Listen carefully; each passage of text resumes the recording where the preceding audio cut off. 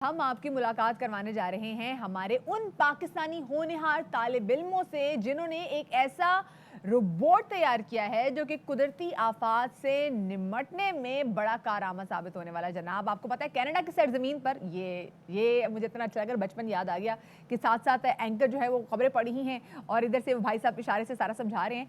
लेकिन अब आपको इशारों से भी हम नहीं समझाएंगे, क्योंकि जो समझाएंगे वो हमारे जो यहाँ पर साइंसदान है ना, साइंसदान शफात उनको बोलेंगे ना, जो इतनी चीज़ें ज़बरदस्त चीज़ इजाद कर में पूरी में दस्तयाब बिल्कुल जी। जो कुदरती आफात की बात करते हैं, बेसिकली वो करते हैं जंगलात में जब आग लगती है तो उसको काबू में लाने के लिए, काबू पाने के लिए हमारे पाकिस्तानी तलबा ने। और शफात कौन सी क्लास में? 10th 9 8? जी जनाब, ये है 7th में, 8th में और 10th में। ये बच्चे यहाँ मौजूद है हमारे साथ। मेरे ख्याल में विदाउट मच अडू फ़ौरन से पेशतर चलते हैं बच्चों के पास। हमारे साथ मौजूद हैं जनाब इब्राहिम, हमारे साथ मौजूद है बुरहानुद्दीन, हमारे साथ मौजूद है मुस्तनसर और इनके साथ इनके टीचर हुसैन साहब मौजूद हैं। आप तमाम अफराद को खुशामदीद कहते हैं जनाब बाखबर सवेरा में। और मेरे सामने मौजूद है जनाब खूबसूरत लेगो के एक्सपेंशन पैक्स भी मौजूद हैं और उसमें रोबोटिक्स भी। ये सारे डिवाइसेस प्रोग्रामेबल होते हैं। ये वैसे बड़ों के खिलौने हैं, लेकिन ये बड़ों के खिलौने बच्चों के हाथ में क्यों चढ़ गए और फिर बच्चों ने उसको लेके एक वर्ल्ड रोबोटिक्स ओलंपियाड में हिस्सा भी ले लिया और माशाल्लाह चौथी पोजीशन भी हासिल कर ली। That's amazing. हुसैन साहब थोड़ा सा बताइएगा इस बारे में। अस्सलाम वालेकुम सर, ये बेसिकली लेगोस के सारे पार्ट्स होते हैं, उनको आपस के अंदर जोड़ के और ये बच्चे जो हैं ये बनाते हैं और ये सारे प्रोडक्ट उसके बाद इसकी प्रोग्रामिंग करते हैं। प्रोग्रामिंग करने के बाद फिर दैन ये लोग रन करते हैं। इनक्रेडिबल। तो बताइएगा जी, क्या है ये प्रोजेक्ट, ये क्या है, ये क्या बता रहा है? सर, ये इब्राहिम आपको बहुत अच्छा इब्राहिम बेटा खामोश क्यों खड़े हो? रिश्ते के लिए थोड़ी है तुम्हारे। बताओ मुझे क्या हो रहा है। तो हमने रिसेंटली पार्टिसिपेट किया था WRO world robotics olympiad which was held in Canada. तो उन्होंने हमें चैलेंज दिया था कि हमें कुछ क्लाइमेटिक चेंज के ऊपर वर्क करना है। कूल। तो हमने ये टॉपिक इस्तेमाल किया कि वाइल्ड फायर्स बहुत होते हैं और बहुत तबाही हो जाती है। Good. तो हमने यहाँ थ्री रोबोट्स डिज़ाइन किए और ये 4th है। Alright. तो फर्स्ट रोबोट है ये रोबोटिक स्प्रिंकलर मशीन कि जब आग लगती है तो ये सिक्योरिटी अलार्म बजता है जैसे, तो ये सिक्योरिटी अलार्म, तो ये फौरन वहाँ पे पहुँच जाता और है। ये इंफ्रारेड सिक्योरिटी अलार्म है आपका, जैसे ये आपको हीट को डिटेक्ट कर लेगा।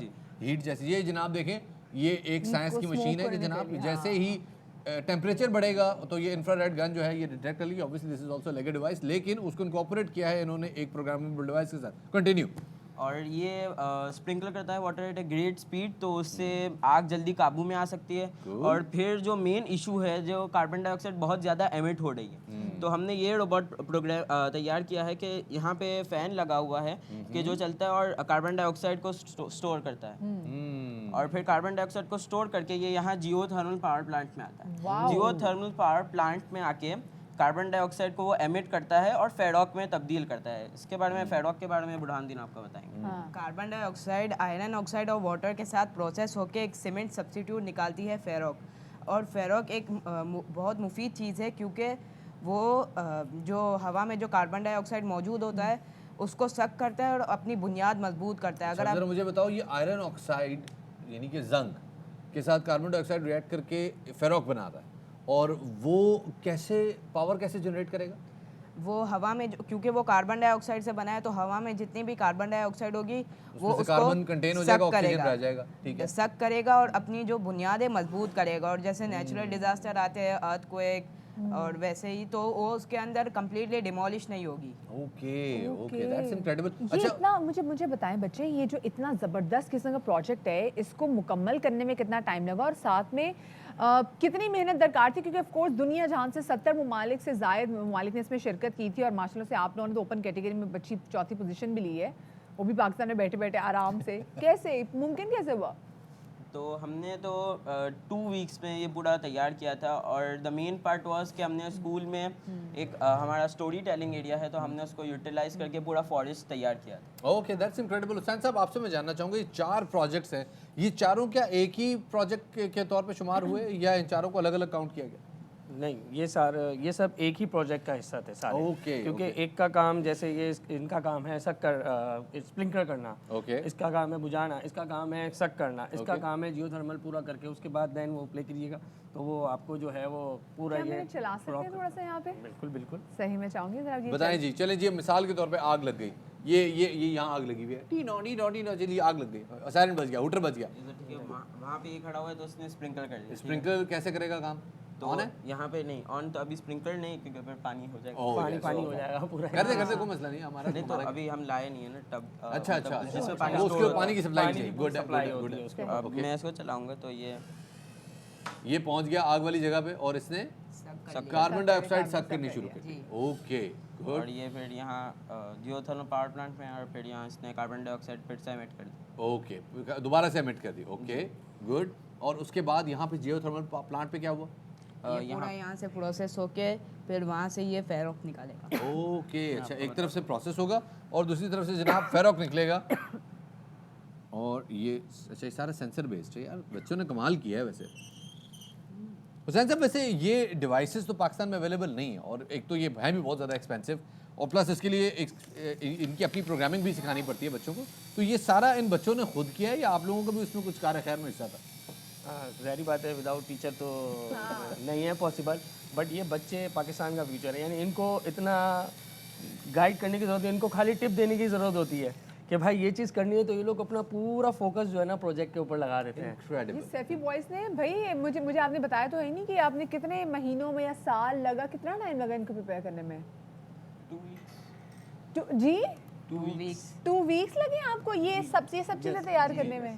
That's incredible, that's incredible। अच्छा, मुझे ये सारी Wow। चीज़ें समझ में आ गई, वो पानी की बाल्टी वहाँ क्या कर रही है उसका नहीं समझ में आया। ये हमने कोविड असिस्टेंट प्रोजेक्ट बनाया है क्योंकि जितने भी मरीज़ हैं अब उनके पास नर्सेज और डॉक्टर जाके उनको पानी और पिलाते हैं, तो उससे हो सकता है वो भी इन्फेक्टेड हो जाए। तो हमने ये मशीन बनाई है ताकि अगर उनको कुछ भी सहूलत की ज़रूरत हो तो हम इसको वहाँ पे ये कुछ भी वहाँ खाना हो पीने के लिए। जी, ये वहाँ पे ले जाए, उनको वो सर्व करेगा। तो और ये उससे- पता है, न सिर्फ ये कोविड वालों के लिए बड़ी मुफीद मशीन है, बल्कि घर में मौजूद वो तमाम छोटे भाई, क्योंकि घर में अगर 8 अफराद रहते हैं तो जो सबसे छोटा होता है, और तुम मेरे ख्याल में बिल्कुल अच्छी तरह रिलेट कर रहे होगे कि उसका ड्यूटी होती है बेटा पानी लेके आओ, वो बेचारा एक तो 1 घंटे में रज़ाई गर्म करता है, और ज़रा सी रज़ाई गर्म होती है तो उसके बाद कहते हैं बेटा पानी लेके आओ, कभी एक को, कभी दूसरे को, कभी तीसरे को, और पानी चलता रहता है। तो ये मशीन छोटे भाइयों की मशीन है जनाब, छोटे भाई इसको बड़े अच्छी तरह यूज़ कर सकते हैं। क्या ये पावर में है, चार्ज है, इसको हम यूज़ कर सकते जी हैं? बिल्कुल यूज़ कर सकते श्योर जनाब। क्या बात है जी। Tell me the name। क्या ये मुझे पानी देने आ सकते हैं यहाँ पे? हैं। मैम इसके लिए हमें वहाँ से वहाँ पे इसको प्रोग्रामिंग करनी होगी, अगर आप बोले तो हम इसको ओके। अच्छा, अच्छा, इसको हम वैसे पहुँचा सकते हैं। वैसे बहुत जल्द Okay। नहीं जी दीजिए दीजिए ले पहुँचाए, भी free वहाँ हो से गया। पहुँचाए, हो गया शुरू। Cool।